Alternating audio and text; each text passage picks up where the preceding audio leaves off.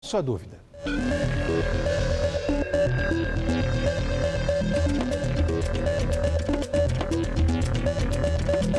E hoje o nosso objeto de estudo vai ser o maior órgão do corpo humano, a pele. Como será que ela tem reagido ao verão? Aos raios solares, tantas agressões? Vamos responder a todas as suas questões para você chegar linda e loura nas próximas estações. Bonitinha? Isso vale também para você, né, bonitão?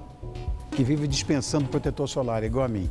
Então, para nos ajudar a ficar com a pele tinindo, eu convido a dermatologista, que é parceira do nosso programa, a doutora Elwa Mussa Ghazi. Fala, Elwa, como é que você está? Tudo bem. Como é que tá, filhote? Tudo bem. Prazer em te ver, meu amor. Obrigada. Toda de onça. Eu estava falando contigo em off, não vai lá que ela te avança. Gostei do cheiro, gostei. Animal print. Animal print, é. Elwa, o sol está castigando muita gente, teve uma seca aí brutal, foi o maior calor, a maior incidência solar dos últimos 50 anos em São Paulo, né? Então é importante as pessoas saberem dessas histórias das características dos raios, o VA, o VB, qual é a diferença entre eles? Bom, o VA e o VB são símbolos para ultravioleta A e ultravioleta B, né, Rony? Qual a diferença deles? Então, o ultravioleta A, ele está presente durante todo o ano. Ele vai ter uma penetração mais profunda na pele e ele é o principal responsável pelo envelhecimento cutâneo. A gente colocou até um esquema mostrando justamente isso. Enquanto o UVB, ele penetra mais superficialmente, ele está mais presente no verão e ele é o responsável pelaquela característica de ficar avermelhado quando toma sol. Tá. E também esse daí, o UVB, é responsável pelo aparecimento do câncer de pele. E nesse esquema a gente vai ver que a camada de filtro solar, ele faz a proteção tanto do VA quanto do VB pela refração dos raios solares. Entendi. Essa é a diferença, Essa então. é a diferença. Bom, mas é um tema importante que tem total relação com a incidência dos raios da nossa pele, que é a melasma, né? Totalmente correlacionado com o melasma. Tem tratamento? O que é? O melasma é o aparecimento de manchas, de uma hiperpigmentação na pele. É mais comum na mulher do que o homem. É aquela coisa que despigmenta, que ficam aqueles pontinhos brancos ou é o contrário? É o contrário, Rony. Fica uma máscara, então fica uma pele mais escurecida, pode ser na região aqui do busto, em cima da boca, nas bochechas e na testa. Já vi isso. Lá, e a gente tem até uma foto. Isso, já vi. Então, essa característica ela é muito mais comum na mulher do que no homem, porque além do fator genético, o fator hormonal, o hormônio feminino, tem muita correlação com o melasma. Então, até na gestação, é muito comum as manchas gravídicas, que a gente chama de cloasma. Hoje em dia, a gente chama quase tudo de melasma, né? Tá. E a progesterona, que é o hormônio feminino e que na gestação está em alta quantidade, ele faz com que a gente tenha um aumento da produção de melanina. E nisso, esse desenho esquemático também vai mostrar isso. Que o melanócito, que é o responsável pela produção do pigmento, que é a melanina, fica ativado pelos ultravioletas, assim como pelo estímulo hormonal. E aí tem o aparecimento das manchas. Agora, como você me perguntou também, é muito importante a gente deixar claro que tem como tratar. Tanto na gestação, como nos períodos que a mulher não está gestante. É lógico que no período gestacional a gente tem que tomar um pouco mais de cuidado com o que a gente vai escolher. Então, alguns pigmentantes que não vão ter correlação com a gestação. E fora desse período, o uso de clareador, ácidos, peeling, laser, muitas vezes um laser fracionado e a luz intensa pulsada também vão ter bons resultados. Uma outra coisa, que muita gente tem dúvida a respeito dos tipos de pele, né? E dos respectivos cuidados que deve tomar. Existe isso mesmo? Tem essa história de diferença de pele? Isso tem alguma importância? Tem sim, Rony. Sem nada. Você sabe tudo. Coitado de mim. É que você não faz algumas coisas, mas que você sabe, você sabe. Oh, meu Deus. Olha, a pele a gente basicamente vai dividir como uma pele normal, que eu acho que é a mais difícil da gente encontrar, que seria esse também desenho esquemático, aquela pele que tem uma boa adesão celular, os poros são normais, não tem brilho intenso, tem um brilho de pele boa, né, de uma pele sadia. E ao lado a gente vai ver a pele seca. que é uma pele que sofre bastante, Rony. A pele seca, o que que acontece? Nós temos um cimento celular. Esse cimento celular, ele é falho, então você vai ter processos de descamação e de maior irritabilidade. Então, a pele seca, além disso, é uma pele que envelhece com mais facilidade e pode ter mais reações alérgicas. Entendo. Então, não é tão interessante ter a pele muito seca, né? Mas a cosmetologia está aí para ajudar, né? Para ajudar, sem dúvida. E hoje em dia, com a tecnologia, nós temos produtos que tentam ao máximo mimetizar o nosso manto hidrolipídico para deixar bem uniforme, semelhante a uma pele normal. Em contrapartida, a pele oleosa, que eu acho que é o mais comum da nossa população, é aquela pele que vai ter geralmente na zona T uma maior produção sebácea, então na testa, nariz e queixo. Essa foto aí? Essa foto. Aí você percebe, olha, os poros são mais dilatados, uma pele que pode ter uma maior tendência a ter cravos, mas em contrapartida tem um ponto bom, é a pele que envelhece mais devagar, envelhece menos, porque essa produção aumentada de sebo acaba sendo também um protetor. Hela, estou vendo um negócio, falou em cravo, eu me lembrei de acne, que tem uma história de que alguns alimentos podem ajudar a desenvolver espinha, acne. É verdade isso, não? Eles me falaram um monte de coisa, amendoim, chocolate, não sei. Eu vi a vida inteira um monte de coisa nesse sentido. O que é mito, o que é verdade? Por um lado, Rony, é mito. Teve um grande estudo feito nos Estados Unidos correlacionando alimento, inclusive leite, e esses derivados oleosos com o aparecimento de acne.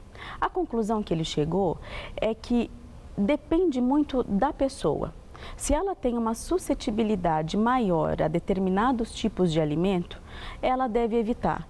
Mas não funciona como uma regra geral, que todo mundo que tem acne tem que evitar, por exemplo, amendoim, ou tem que evitar o chocolate. Tem determinadas pessoas que não vão ter essa sensação de correlação. Agora, em outras, isso pode ser verdadeiro. Então, vamos dizer que seja meia verdade. Meia verdade. Meia verdade. Se você tem a predisposição a ter acne, se você comer muito chocolate, vai se danar. O que é isso aí? Então, aqui também é um desenho esquemático mostrando um pedaço de pele. O que é interessante a gente saber na acne, Rony? A acne, ela geralmente é a inflamação do folículo pilosebáceo. Então, onde a gente tem pelo, a gente tem uma glândula de sebo. É por isso que o nosso rosto, o couro cabeludo, muitas vezes no homem o dorso, são regiões mais oleosas. Entendi. O que a gente não vai ver tanto na perna nem na palma da mão. Então, esse folículo, ele tem ali a glândula sebácea, que é aquela saculação que você vê perto do bulbo. Quando você aumenta muito a produção do sebo, vai ocorrer uma inflamação na parede desse folículo e você tem aquele comedão, aquele cravo, que pode ser aberto ou fechado. Sim. Se ele está preto, não significa que ele é sujo ou que tem um bichinho lá dentro, não é nada disso. Isso é um processo de oxidação. O sebo, em contato com o ar, fica enegrecido. Então, por isso que a gente tem cravinho fechado, que é o pontinho preto, e cravo aberto, que é aquele cravo que geralmente está recoberto com uma camada de pele aqui, ó. Aqui a gente tá vendo. Olha, tá vendo? O cara tá mal, hein? Esse daí tem bastante, esse é uma acne grau 1 para 2, bastante, ó, comedogênica, com a presença de grandes cravos. Que isso aí? Isso é um bicho?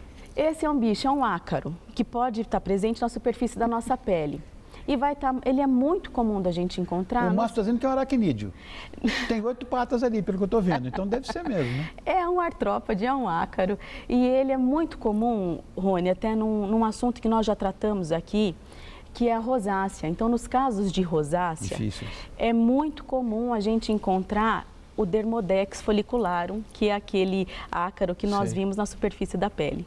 Olha que coisa. Aqui é uma microscopia eletrônica, né? Por isso que ele está tão grande. Porque aqui, olha, aqui já é um caso de acne grave. E aqui até eu queria falar uma coisa que eu acho que é muito importante. Eu sempre falo isso para os meus pacientes, Rony.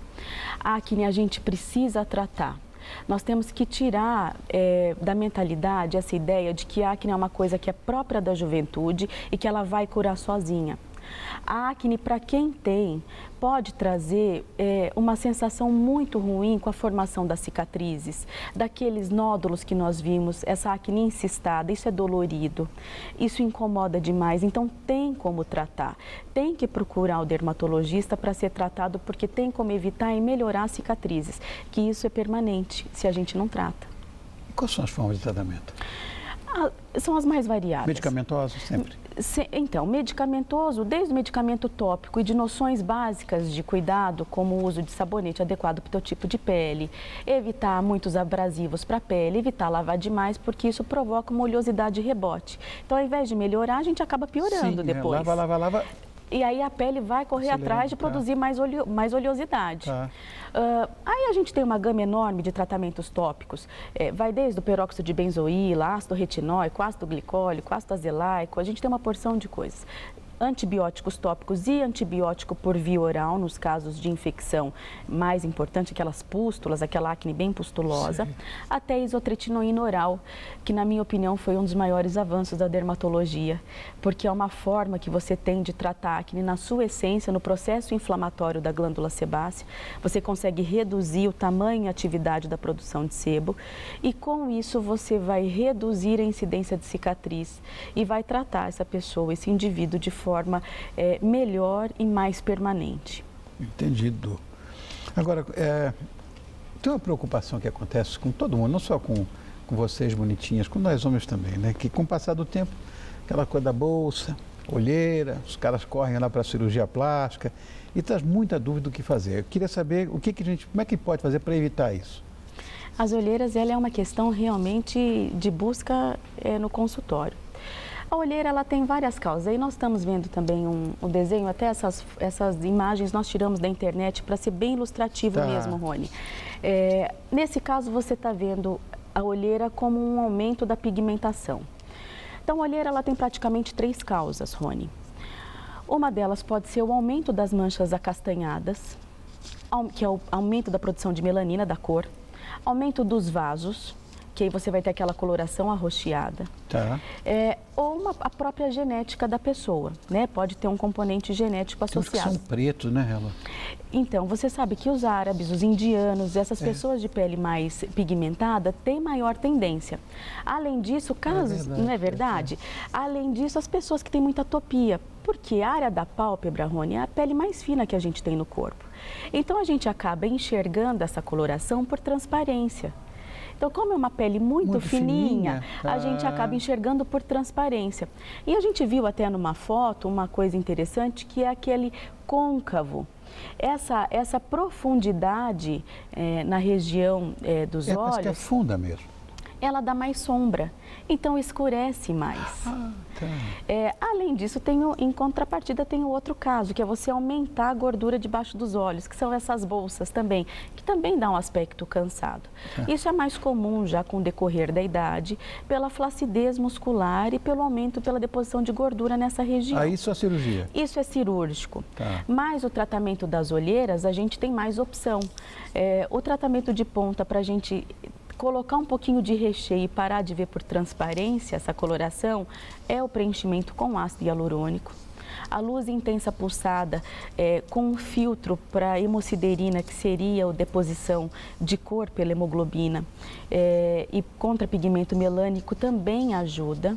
E o uso, lógico, né, através de uma receita, o uso de agentes que ajudem a clarear a região. É uma outra coisa importante. Dependendo do caso, a gente tem que trabalhar em conjunto com o otorrino, porque a pessoa pode ser muito atópica, ter rinite, e isso aumenta, faz uma congestão nessa região, e aí aumenta tanto o edema, tem mais inchaço, como o pigmento. Uma dúvida também recorrente, ela, que esse é um susto para todo mundo, é o câncer de pele. Como é que a gente pode identificar? Eu acho que aquele negócio da pintinha redonda, é isso, né? Que a redonda tudo bem, aqui é de meio... Eu acho que essa pergunta é a cereja do bolo hoje, Rony. O câncer de pele, como a gente sabe, a nossa pele é o maior organismo do nosso corpo. Então, o câncer de pele é o primeiro lugar no ranking de câncer. 25% dos cânceres são câncer de pele. E aqui vale a dica e a orientação, como eu sempre digo, o seu programa, ele ajuda muito as pessoas, porque ele é muito informativo. Os cânceres de pele, eles são divididos em câncer do tipo melanoma e do tipo não melanoma. Aquela gravura que nós vimos anteriormente... Bota de volta aqui nessa gravura. É do tipo melanoma. Obrigado. Melanoma, isso aí. Esse é muito perigoso, porque esse tipo de câncer pode levar à morte, né? Ele pode ter metástase. Então, é muito importante, a gente tem um ABCD que a gente vai observar a simetria, as bordas, a cor e a dimensão. Olha isso aí. Esse daí já é um outro tipo. Então, o câncer melanoma, graças a Deus, ele é o que tem a menor incidência dentro dos cânceres de pele. Mas a gente tem sempre que observar essa coisa da borda ser assimétrica, do contorno ser assimétrico, ter uma coloração enegrecida, sangrar com facilidade ou aumentar de dimensão, ser maior do que 6 milímetros. Com relação aos cânceres de pele não melanoma, a grande parte é desse tipo aí, olha, que é o CBC, é o carcinoma basocelular. Esquematicamente, a gente pode entender que o carcinoma basocelular, ele está presente acima do nariz, Rony. Na região do maciço da face, principalmente ao redor do nariz, essa lesão nodular, de borda perlácea, brilhante, sangra com facilidade, tem um crescimento um pouco mais lento do que o SEC, que é o carcinoma espinocelular, que é um daqueles primeiros que nós vimos, que cresce com mais rapidez, tem uma crosta, pode ter até muitas vezes ter um pedúnculo associado. Então, vale a pena a gente sempre observar e se tiver um crescimento de alguma lesão que sangra ou que coça ou que não cura, procurar o dermatologista. Amor meu, obrigado. Eu que agradeço. De onça e tudo. Hélua, eu quero agradecer muito a você. Hélua Mussa Gazi, nossa colaboradora aqui do programa quando o assunto é dermatologia, está conosco quando é preciso você ter dúvida, alguma coisa, ela está com a gente. Obrigado, amor. Obrigada, Rony. Beijo para você. Outro para você. Obrigado. Bom, você há de convir comigo que uma alimentação balanceada, reforçada e refinada só faz bem a você, a sua pele, ao seu humor, e que não há nada mais delicioso do que experimentar a cada dia uma nova criação preparada pelos mestres da gastronomia.